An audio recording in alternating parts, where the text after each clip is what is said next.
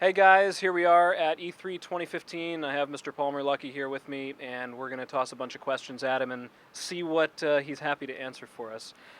So, Palmer, we got to try the CV1. I got to try Oculus Touch. We'll get into that. I want to start with CV1 first. So, field of view. That's a complicated question. Uh, Something to remember is that all these different companies are measuring field of view in different ways, and that every person who tries the headset is going to get a different field of view, dependent not just on their facial structure and how it's resting and what the eye relief is, but also on what their IPD is. We're not giving any numbers because we don't want to be specific right now, but it is no less wide than anything that we've shown before. IPD. We could just. Oh, sorry. Go ahead. We could just make up a number. I mean, There's various methodologies. We could put out a number, but it's really hard to compare between our methodology and someone else's methodology, which may perhaps be inflated or biased. There really needs to be a standard way to measure field of view for those numbers to actually mean a lot. Yeah, I'm sure those of us who have been following along remember the frequent, so many inches at so many feet thing, which was just useless. I hated that. It was useless because you didn't get it across in your head. It sounded big, and you just increase it at so many feet, and it would sound like a giant TV. But at least it was more useful for the lower field of view stuff because it was, in almost all cases, you could see all of the corners of the display 100%. You never had lens occlusion. You never had lens-limited field of view. You didn't really have to worry about various IPDs, different stuff. Eye relief, whether it was closer, like even if you jammed it up in your eyes, usually the field of view didn't increase because the size of the image was fairly fixed and it was kind of floating in black space. So it was actually kind of more useful, even that description, when field of view was so small and so limited. But as it gets bigger and as we have different technologies, it becomes a bit harder to measure. So as it stands now, you think it's wide enough, of course, which is why you're locking down the CV1. Do you think you can push it further with the kind of current display tech and lenses that are being used?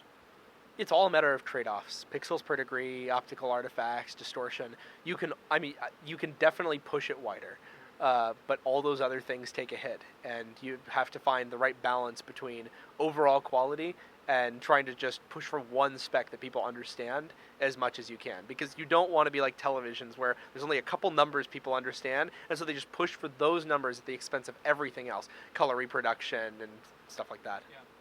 Yeah. Tell me about Fresnel lenses. What do you want to know? The CV1 has them. It does, although they're not actually just Fresnel lenses. They're hybrid lenses, so they have Fresnel elements of Fresnel lenses, but they are not in the optical sense, not like multi-element lenses. They are similar to Fresnel lenses in many ways, but they actually are. They also have elements of traditional optics in them. They're way smaller than any I've personally seen. Is this something new or something that's existed in the optical world for a while? In terms of, like, they're smaller than other Fresnels you've seen? Or? The ridges are Yes. micro. Got it. Yeah, that's pretty cool you noticed. I can't talk about it specifically, but the ridges on it are very, very fine. If you look at any other Fresnels that are out there, whether they're used in lighting or even other VR headsets, you'll notice that they're generally much, much coarser. So we've managed to push manufacturing of optics technology pretty far to make that happen. So does the image get better as the ridges become, you can get more and make them smaller? Again, better is subjective. It's all about a matter of trade-offs. There's some disadvantages, some advantages. We are going to all that effort to make these they're pretty complex lenses to manufacture. They are really on the upper end of anything that's ever shipped in a consumer device. We're going to all that trouble because we do think that the trade-offs are worth it. And I didn't notice any black smear as of Crescent Bay. How have you guys fixed that? Or is it still there and I just haven't seen it? It's still there, but it's mitigated. And there are actually reductions in all kinds of different display artifacts that are coming with, like, these displays are not 100% final. There's actually a few improvements between now and when we're going to be shipping. But we have mitigated it since Crescent Bay, so it's good you noticed. And then there's this thing that I keep seeing on any of the Fresnel lenses that I've seen, any of the various headsets, which is this like light shaft artifact where when you move your head this is going around. Is that just unavoidable with the ridges, or? It's a lot of different factors combining to make artifacts like that. Dealing with internal reflections is always tough. Again, these aren't quite final lenses. There's things that we're going to be improving as we go into manufacturing. But a lot of those rays actually appear on other lenses. It's not just about Fresnels. It's about certain types of wide field of view lens designs and what happens with internal light reflections and how they manifest. That's basically all I can say. Okay. Tell me about the IPD. So you have an adjustment in there now. Is that moving just the lenses or the displays as well? No, it's moving the entire optics and displays assembly independently for each eye. And do you have a range of how far you can move it? We do have a range, but we haven't released anything. Not because we're trying to keep secrets. It's just that, it could be a millimeter this way, a millimeter that way, depending on how exactly tooling changes as we move into production. So we'll be telling people we'll be telling people the exact number before we start taking their money. And with the CV1, you guys have said it is better designed to accommodate glasses. Yep. Do you have eye relief in this one? There is eye relief, but I assume you mean eye relief adjustment. Yes. So we were shipping the Rifts with several different facial interfaces to match different facial profiles. It's a replaceable part, so you can swap them in easily. We're also shipping it with a glasses spacer that allows you to adjust the eye relief for glasses usage. But we're not. There's no analog adjustment that allows you to change it on the fly. We kind of tried to design the headset. You can kind of see this in the spring-loaded strap design. The goal is that you set the tension, the size for your head one time, and then after that, everything is just set up, and you just slide it on your head, and it works. Adjustments that have slop in them and can move around, especially when you're putting the headset on and off, they kind of are at odds with that. So we want you to be able to set up the headset to work for yourself, and then just put it on every time. So it is. I don't want to make any exact promises on weight because, again, it'll go a few grams one way, a few grams the other, and it's all very close at this point. They're both pretty lightweight headsets. But the thing to keep in mind is that grams are not a good measure of comfort on a head-mounted display. There are a lot of decisions you can make to weigh less, but make the comfort worse. Like if you make those straps, imagine if you made a strap out of piano wire. It'd be very, very lightweight, but it would cut into your skin. That's an extreme example. But there's also things you can do that increase weight, but also increase comfort. For example, we have this swivel mechanism so that you can pivot the entire HMD about the straps on CV1. We also have the spring-loaded strap mechanisms. We also have the tracking cones on the back, where it's a nice curved triangle that fits on the nape of your neck and really, really holds it securely there. All of those things make it way more than it would have without those features, but it also makes it way more comfortable. So the real metric ends up being, what is the perceived weight? How much pressure do you have on the parts of your head that notice it? And what is the center of gravity like? What the center of gravity is for a head-mounted display really impacts how comfortable it is. If you have a very lightweight headset, but all the weight is way out here, it's actually going to be much less comfortable than if you're able to pull it in, just around your nose. So we'll give out a price before we start taking people's money, but until then we're not announcing an exact price. Okay. So I've been working on VR input even since before Oculus was founded, not in any serious way, just kind of futzing about and seeing what could be done. And I had some ideas from back then about how I wanted to make a VR input solution if I were ever to make one. Some of those panned out, some of the ideas didn't pan out, but I'd say the branch that we've been on for maybe almost 2 years now. Yeah, about 2 years. For the same general direction. We've been working with, we were working with Carbon Design, which is the firm that made the Xbox 360 controller, and then that was before we acquired them, and we integrated them with our team that was already working on the controller.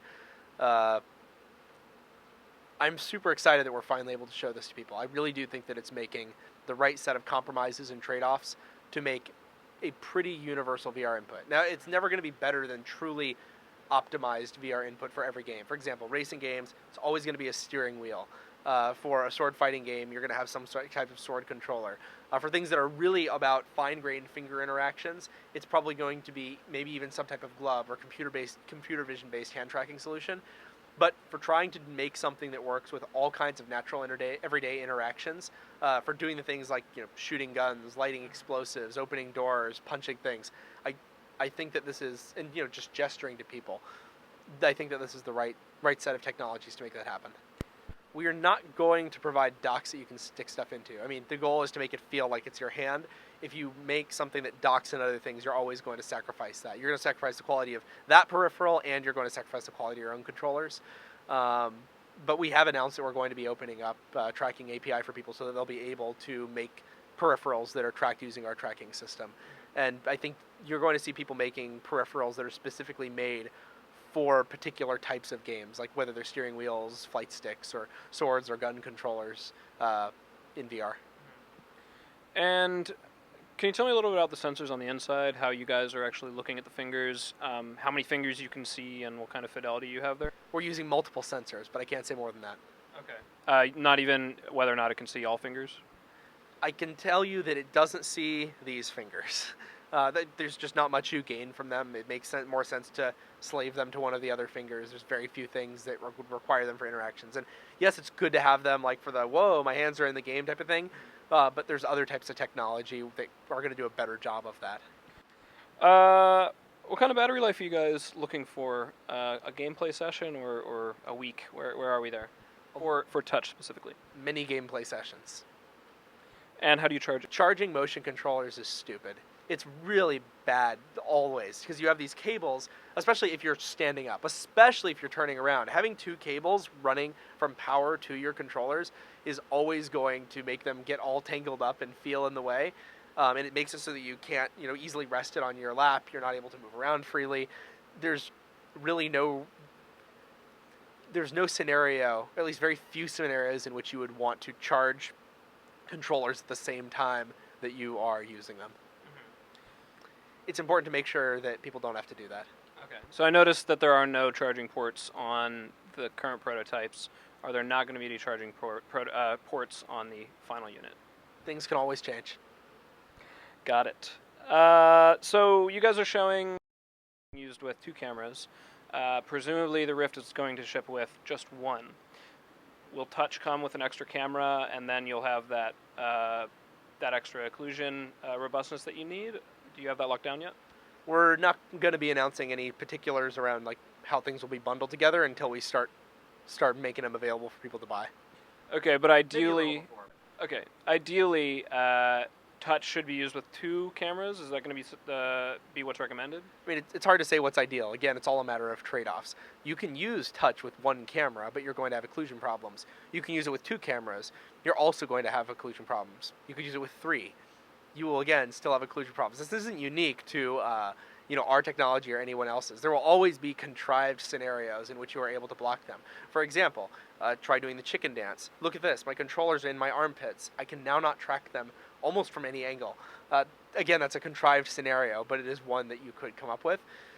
So it's hard to say what the optimal tracking is. It'll come down to what kind of things people want to set up, and right now we're optimizing for a 1-camera system out of the box. People could take the Rift, set up 1 sensor, and cover a wide area that lets them play primarily with the bundled gamepad right now. Okay. So for that developer out there working on Chicken Dance Simulator 2016, it's no-go? They may be able to find a solution using inverse kinematics that makes it possible. We're not optimizing for that use case. Good, okay. So we did this cool Toy Box multiplayer demo, which was quite a bit of fun. Was that actually running over the internet, or was that just a networked? Yeah, it was running over a local network. And that was like pretty polished up, something that you could really play with, maybe included in the box with touch for people to have something to do? I mean, it's not really that polished. There's a lot of programmer art, flat shaded cubes, all kinds of janky geometry. Because Toy Box is actually our internal test bed that we use, and we like what you saw was only a fraction of the things that we've experimented with, just to make it cut it down for the show. But we use it to try all different types of interactions with all kinds of different input devices. It's something that we'll be shipping something like that with the controllers, at the very least for developers to use, because they want to have a base to build things on, to see how we did things like guns, or how we handled the physics of everything. But it might not be exactly the Toy Box demo you saw today, because it's not necessarily representative of everything we want people to be able to do with these controllers. And is the most people that Toy Box currently supports just 2? No. This Toy Box, as you tried it today, only supports 2 people. But that's an E3 build of it. You could certainly support more than that. Okay. And speaking of more support, is it possible to use... is there a limit on how many touch controllers you could have per computer? There is a limit, but it's high. It would depend largely on. Let me think about this for a second. It'll depend on your PC, the way you have it set up, whether you're driving the riffs off of multiple PCs or a single one, and what your USB bandwidth is, and just a whole range of other issues. Right now, we're optimized. We don't want to promise anything like you'll be able to use 8 touch controllers for all 8 of your octopus legs. Right now, we're just optimized, because once you do that, you really have to commit to it. Right now, we're just trying to work on one PC, one Rift, one controller, because I think that's what the vast majority of developers are targeting experience-wise. There's very few people who are trying to have multiple users rendered off of one PC. Yeah. You, at the end, came back and showed me the extent of the volume with just 2 cameras, Yep. and we pretty much ran into the walls on the left, right, and the back and got very close to the front. Was the camera position there ideally placed for maximum volume within that space, or is there a placement that could have offered even more room? They were not placed with the intent of maximizing volume. It was all about occlusion resistance and having higher quality tracking overall. You saw they weren't spaced all that far apart. And Toy Box is primarily, like everything takes place. It's not necessarily in front of you. The table wraps around you a bit, but we optimized the solution for facing in a particular direction. So the tracking volume was good in there. Valve has their room scale terminology that they use.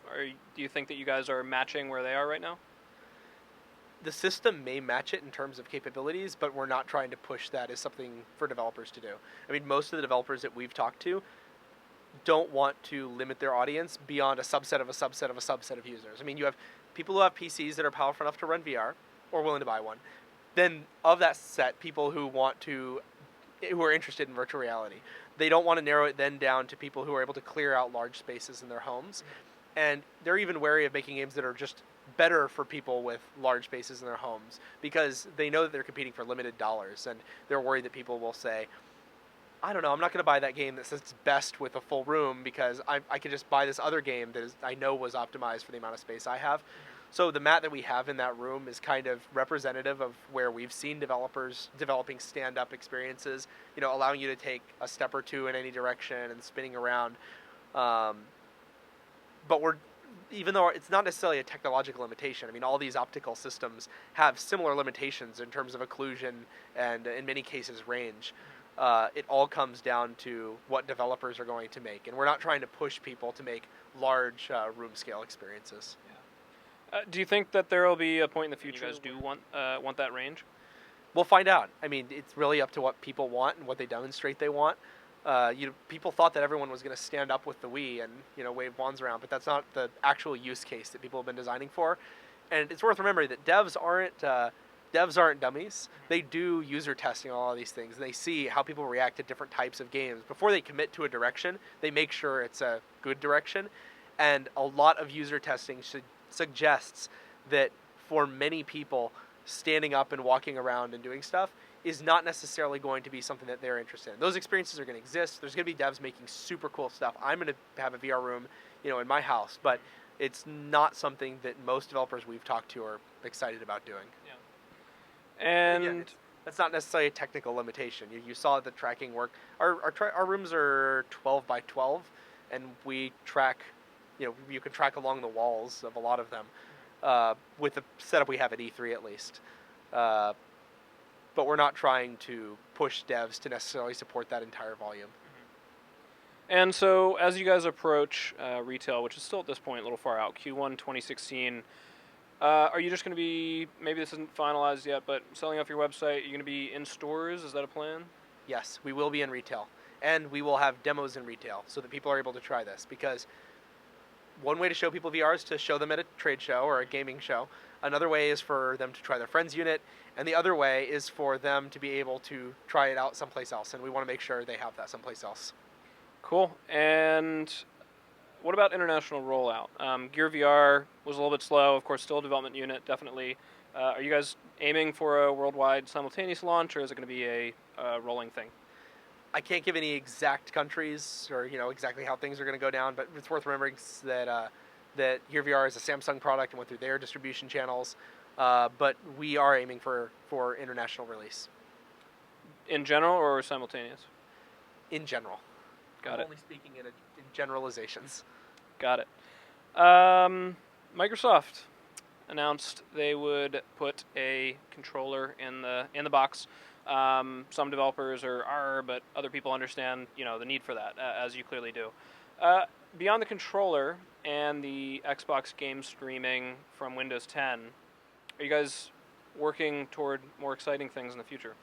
Well, it's worth noting that most of the people going aren't actually developers. There are people who are pissed off that don't actually have to make games, and they don't have to actually target, they don't actually have to target consumers. They're mad about what they want, not about what they have to make or can't make.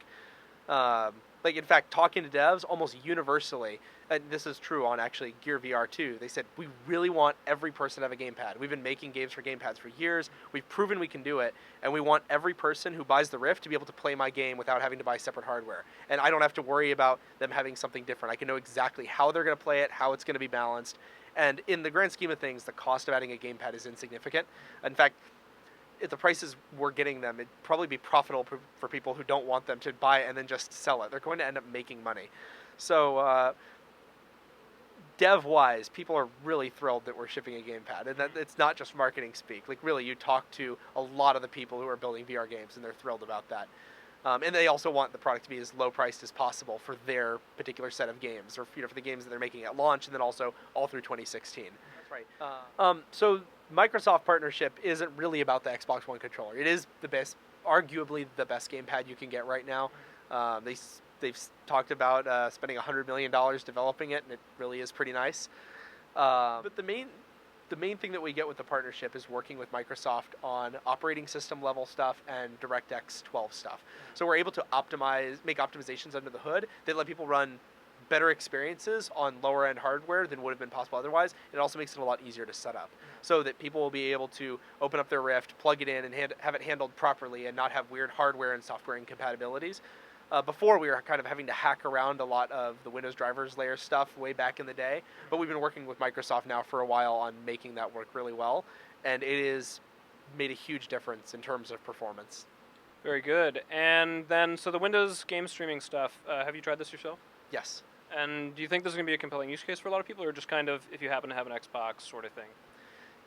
I mean, I don't think that many people are going to buy an Xbox just to use this feature. Like, if you're buying a Rift, you have a PC, you're probably more interested in playing your PC games in VR Cinema, not Xbox games. Yeah. But for people who do own an Xbox, the goal isn't just that you're sitting in, your living room playing in a virtual living room.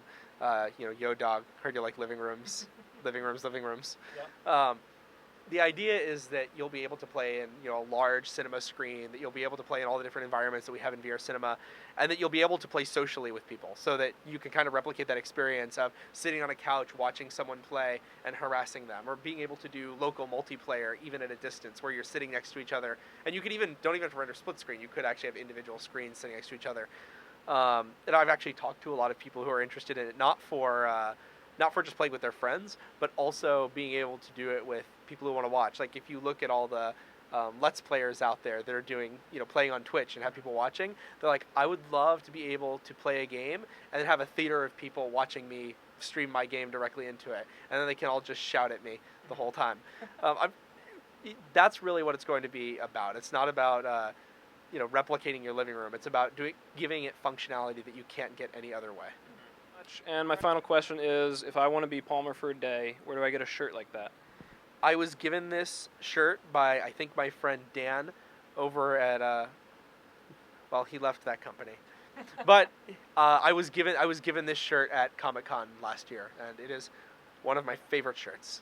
Thanks, Dan. You gave Palmer his favorite shirts. Thank you, Palmer. Appreciate it. Thank you. It's been great having you.